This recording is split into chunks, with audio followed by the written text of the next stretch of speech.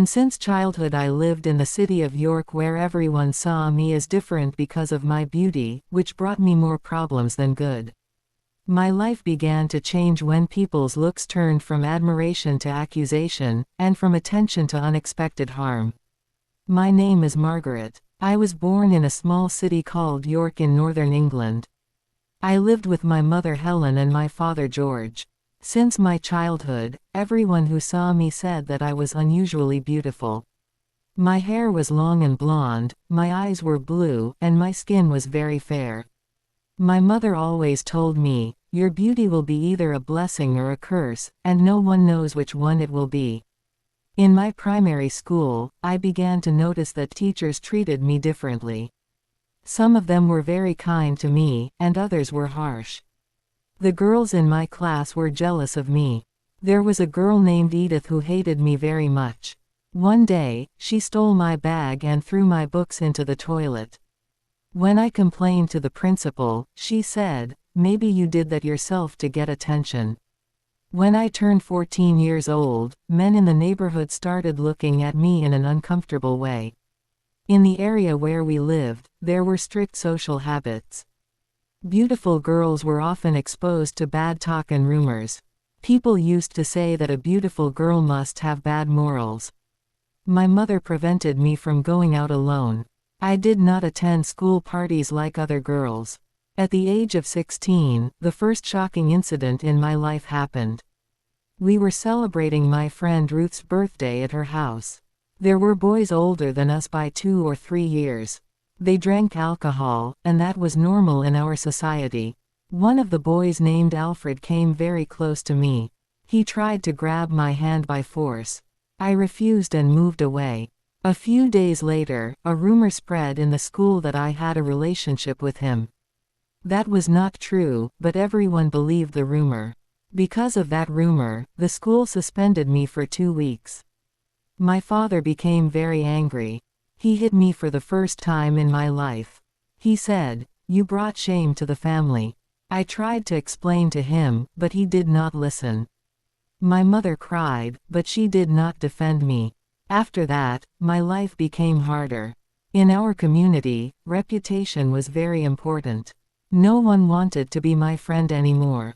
Even the neighbors avoided me. I used to go to school and sit alone in the classroom.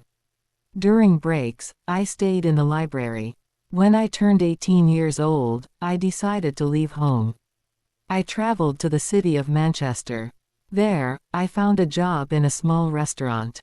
The owner of the restaurant was a man in his 50s named Harold.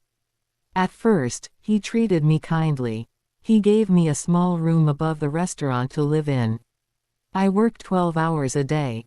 After 2 months, his behavior started to change.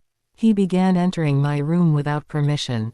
He told me that I was very beautiful and that customers came only to see me. On a cold night, he knocked on my door at 1 o'clock after midnight. When I opened the door, he was drunk. He tried to enter by force. I pushed the door and locked it.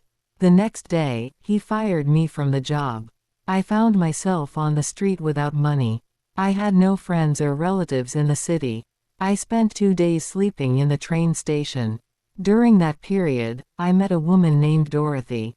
She worked in a beauty salon. She offered me a job with her. I agreed quickly because I had no other choice. In the salon, the customers were from wealthy families. They wore expensive clothes and talked about parties and travel. I used to clean the floor and wash hair. After some time, the manager noticed that customers started asking for me by name. They said that I made the place look more beautiful. But the problem began when a wealthy man named Bernard came. He was a well-known businessman in the city. He started visiting the salon every week. At first, he spoke to me respectfully. Then he began sending me gifts, perfumes, clothes, and money. I refused the gifts, but he insisted. One day, his wife came to the salon. Her name was Eleanor. She was very angry. She shouted in front of everyone and accused me of trying to steal her husband. She grabbed my hair strongly and slapped me in front of the customers. The manager did not defend me. Immediately after that, she asked me to leave the job so she would not lose customers. Once again, I found myself without work. I started to feel that my beauty was the reason for all my problems. I could not change it. I tried to wear loose clothes and keep my hair tied all the time, but people still noticed me. After a few weeks, I met a young man named Thomas. He worked in a transport company. He seemed kind and calm. He offered to marry me quickly. He said he wanted to protect me and give me a stable life. I was tired and afraid of the future, so I agreed. We got married at the city office with only 2 witnesses. At the beginning of the marriage, he treated me kindly. But after 3 months, he started to change. He became very jealous. He prevented me from going out alone. If I looked at a man in the street, he became angry. If I spoke to a shopkeeper, he accused me of cheating. On a winter night, he returned home angry. He said that a coworker told him that a man smiled at me in the market. Without asking me, he hit me in the face. I fell to the ground. I felt severe pain in my jaw. The next day, I went to the hospital. The doctor said there was a small fracture. I did not report to the police because I was afraid. In our community, many women tolerated violence from their husbands. People used to say that divorce was shameful and that a woman must be patient. After 1 year of marriage, I discovered something more dangerous. I found messages on his phone with another woman named Patricia. The messages were clear. When I confronted him, he admitted that he had been in a relationship with her for months. He told me that I was very beautiful, and that made him suspicious of me all the time, so he needed another woman to feel comfortable. That moment was shocking for me. I realized that my life was destroyed because of something I did not choose. My beauty made people jealous of me, suspicious of me, or try to take advantage of me.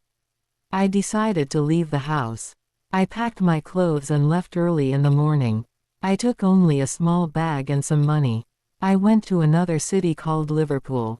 I started a new life from zero. I worked in a clothing factory.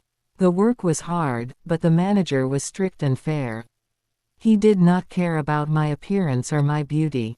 He cared only about the work. For the first time in my life, I felt like a normal person. Today, after many years, I still live alone. I did not marry again. I learned that beauty can bring real problems in some societies. I also learned that strength is not in appearance, but in the ability to continue despite circumstances.